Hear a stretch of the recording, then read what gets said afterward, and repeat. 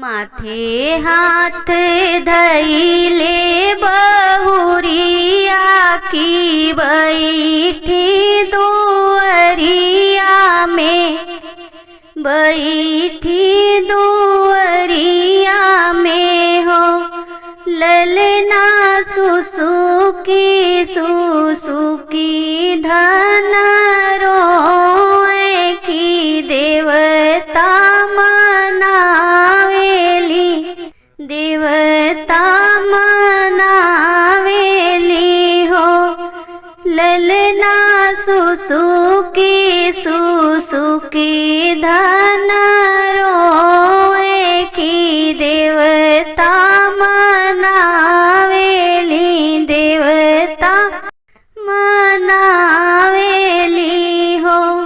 माथे हाथ धइले बहुरिया की बैठी दुअरिया में, बैठी दुअरिया में हो ललना सुसुकी सुसुकी धन रोए की देवता मनावेली, देवता मनावेली हो।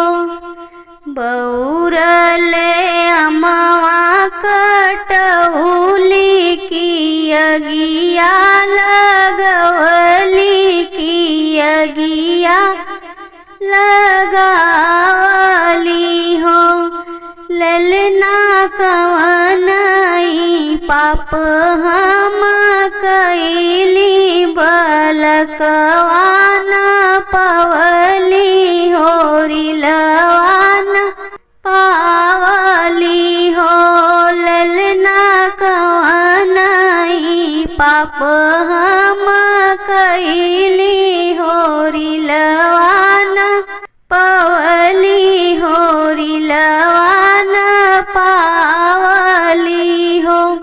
दुअरे से आवे सिर साहेब धना कमुहवा ताके धना कमुह निहारई हो धन काही के बैठू मन मारी सुसुकी कसरो सुसुकी कसरो आलू हो धन काही के बैठू मन मारी सुसुकी कसरो सुसुकी कसरो आलू हो। हे स्वामी को खिया नावेला वियोगवा नयन आंसू ढूढ़े नयन आंसू ढूढ़ई हो।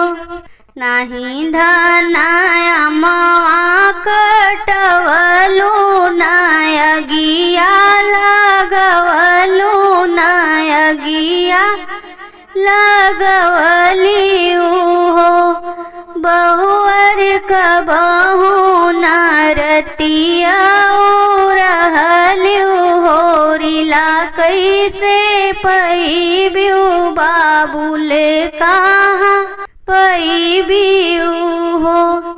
नवग्रह होमिया करई की कथवा सुनई की कथवा सुनई बई हो।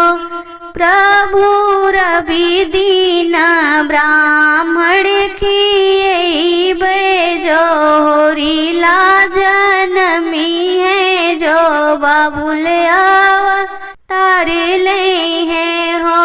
प्रभु रवि दीन ब्राह्मण जीवई जोहरीला जनमी है जोहरीला जन्म लई है हो।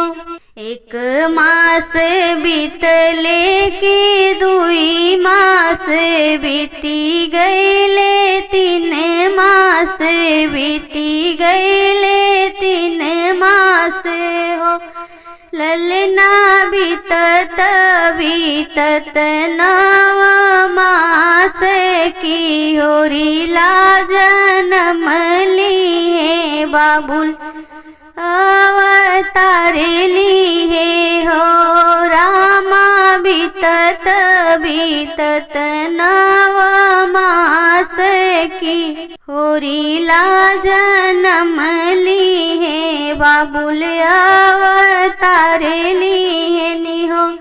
रामा बाजे लागले अने धाव धैया उठन लागे सोहर उठन लागे सोहरे हो।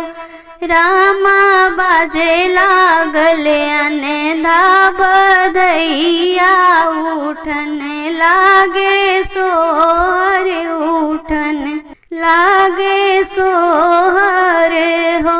सोहर गीत आप सभी को कैसा लगा कमेंट बॉक्स में जरूर बताइएगा। चैनल पर नए हैं तो लाइक सब्सक्राइब करना ना भूलिएगा।